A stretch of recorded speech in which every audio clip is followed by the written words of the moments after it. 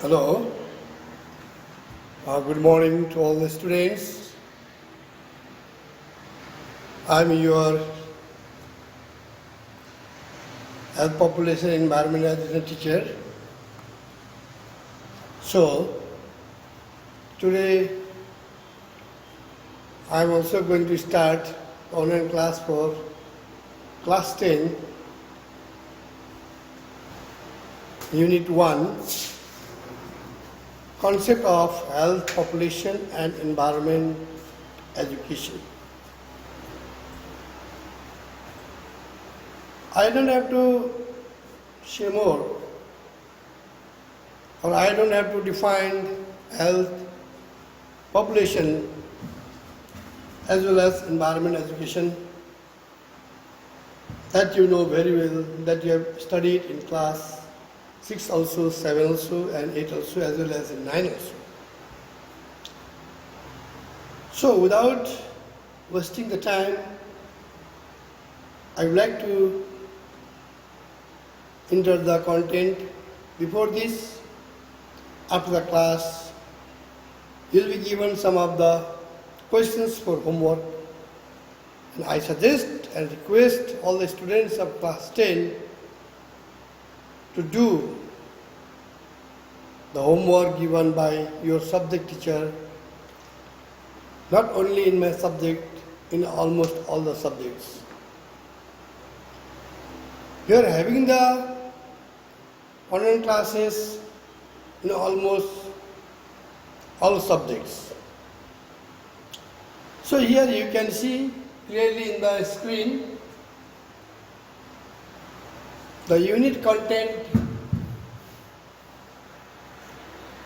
First of all, 1, we discuss about some of the aspects of health, population and environment.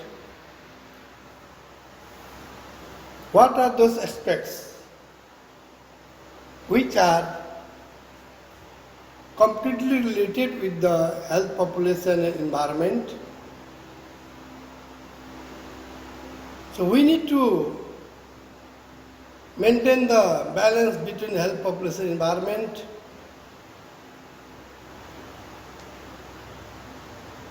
All these aspects should be managed properly. Next content is interrelationship between various aspects of health, population and environment. How these different aspects have a relationship with the health, population and environment.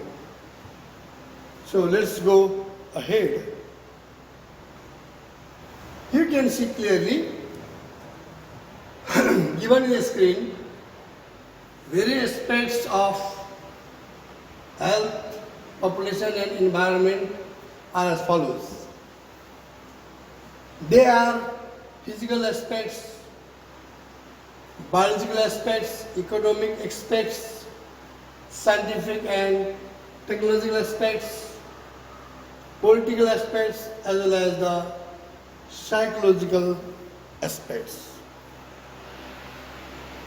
Given in the screen are the aspects of health, population and environment. Students, let's deal with the physical aspects. Physical aspects means that you know they are the non-living aspects or the abiotic aspects. So there are two kinds of physical aspects. One is the natural aspect and next is the artificial or the man-made aspects. You can see here physical aspects includes both biotic and abiotic aspects. Here in the biological aspect includes the living aspects like forests, pastures, aquatic and terrestrial living beings, as well as the abiotic aspects includes the natural aspects like land, air, mountain, rivers,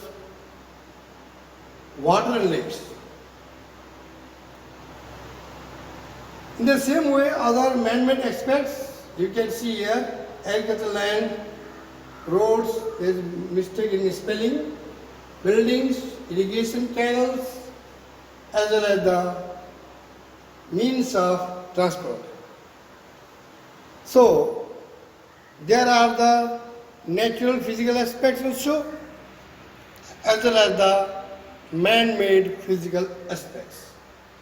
So what you have to understand is that these aspects have the relationship with the health, population and environment.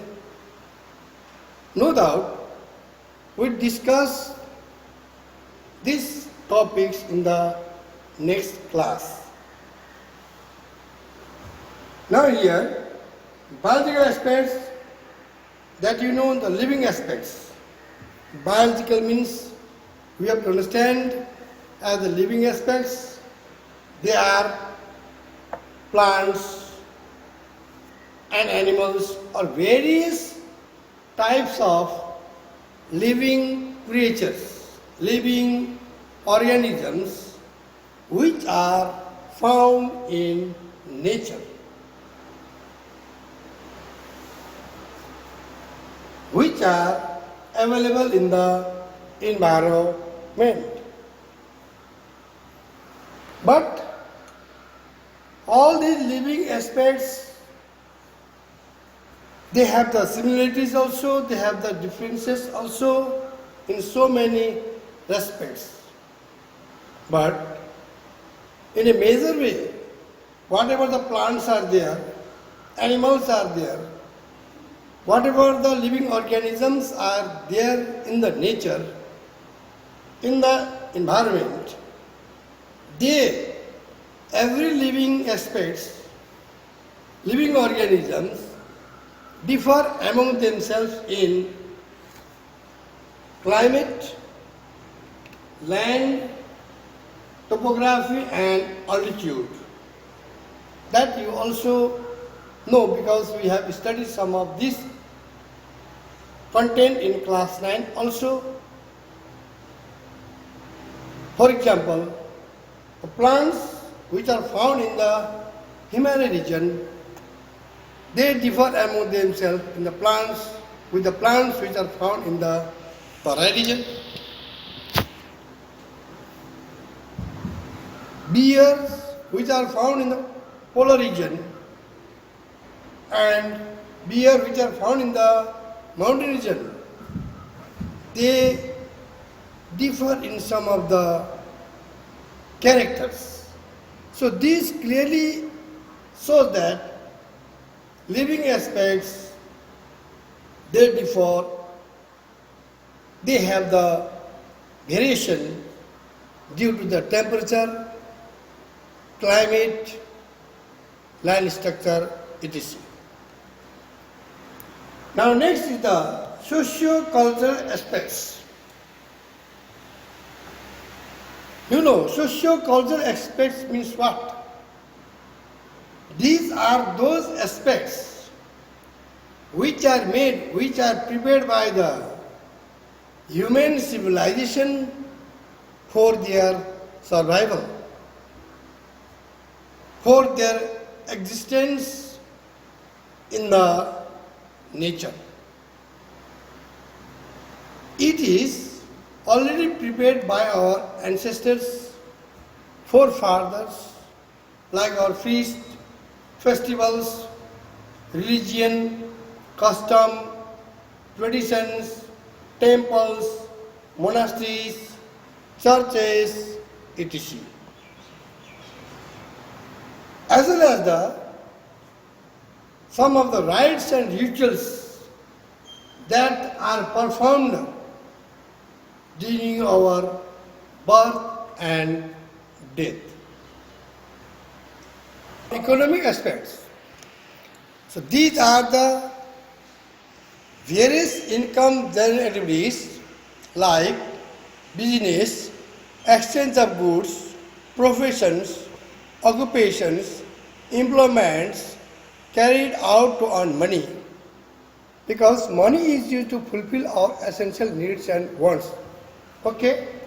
You know, for our survival, to fulfill our needs and demands, requirements for our survival, to achieve quality of life, to upgrade our life,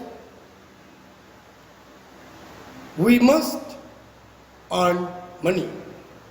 We must take part in the income generating activities. So, you know very well that without money, we cannot maintain our, or we cannot fulfill, or we cannot achieve our required demands as well as the necessary needs. Next topic is science and technological aspects. Science and technological aspects is completely related to human civilization for making our life easy, comfortable and luxurious. They are the development of machine, manufacturing, establishments, communications and transportations. You know, now in the present condition, we are giving the online classes and you are also taking online classes staying at home. This is the output of science and technological aspects. We have so many devices, we have so many equipments like internet, email, mobile phone, etc. All these are the outputs of science and technological aspects. These are also essential for us. Why? Because science and technological aspects especially help us to survive in this present era happily, easily. Nowadays, you don't have to travel from Kathmandu, from Mirchia to Kathmandu by foot. You can go by bus, you can go by plane.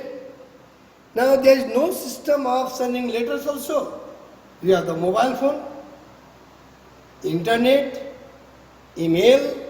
Through this you are having the to and fro communication around the world.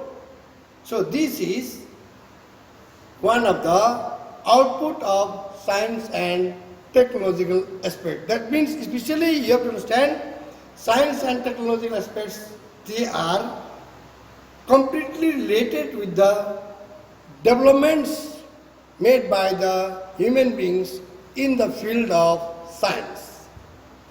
Now our next topic is political aspects.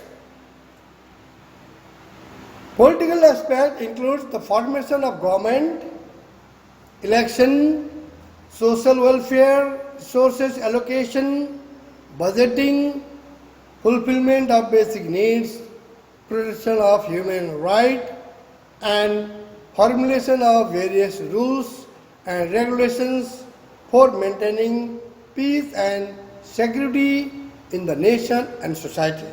Yes. It completely depends on the government of the state.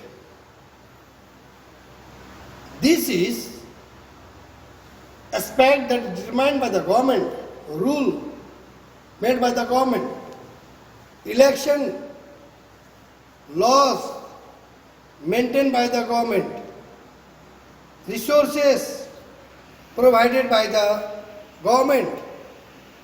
If the government do not maintain the rules, laws, and systems strictly in the nation, in the community, then the human population will be in danger. There won't be peace and security. People of the state, they could not survive happily, easily. They could not survive in the presence of the threats, terrors, insecurity. So, whatever the rules made by the government, formulated by the government, laws, services provided by the government, all this comes under the political aspects.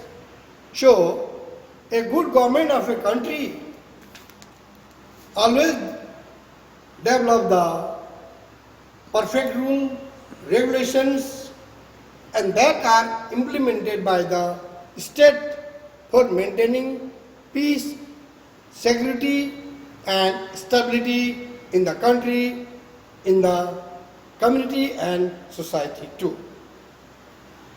Now, our next aspect is, I think today this is the last topic for today's class, psychological aspects. Psychological aspects deals with the human thinking, attitude, and behaviors. These aspects closely related with the available facilities and services. The available facilities and services develop the positive attitude, thinking, and behaviors, whereas shortage develops negative psychological aspects among the peoples. Psychological aspect means how you think, how you plan, how you behave, your attitude, all this comes under the psychological aspects. So, psychological aspects play the vital role in developing positive and negative attitude. For example, if you are well facilitated with all kinds of services and facilities by the government, by the state, your thinking will be positive, your behavior will be positive, your attitude will be positive, almost all kinds of your living behaviors becomes positive. So if you have the positive mind, positive thinking, positive behavior, then you can easily achieve the quality of life. It also helps in maintaining the balance between health, population, and environment. In the absence of the facilities and services in the nation, in the community, locality, even in your family also, if your parents are unable to provide you good facilities and good services to you, then your behavior will be negative towards your parents, your thinking will be negative towards your parents, your attitude will be negative to your parents. That means what you understand, available facilities and services develop the positive attitude, positive behavior, positive thinking. The absence of activities, development activities, services, facilities always have the negative psychological aspects. That's why, so these psychological aspects also play the very important role in maintaining the balance between health, population and environment. This is the last topic, and tomorrow I'll deal with the next topic, the interrelationship between the different aspects of health, population and environment, or how these different aspects are related with the health, population and environment. I hope you might have enjoyed my first class today, first online class that I am giving today. Many teachers, they have already given you the online classes in various subjects. So now at the last, here I have the questions for homework. Question number 1, that is short question. Questions for homework are as follows. Question number 1, define health, population and environment. I think you can do well. You can do easily because you know the definition of these clearly. Next, question number 2. Describe various aspects of health, population, environment. Almost all descriptions are given here in the screen, already mentioned. So according to this, you can describe the various aspects of health, population and environment. And I request all the students to submit homework, to do homework. I also suggest you, like before, prepare one separate copy for this EPS subject, and you know my system. How I make you to do the homework and how I make you to maintain the subject copy. I hope, I'm sure that you will cooperate me, you will follow me for taking your daily classes. Tomorrow I'll come with the second topic. Stay home, keep safe from coronavirus, don't go outside. Thank you, goodbye.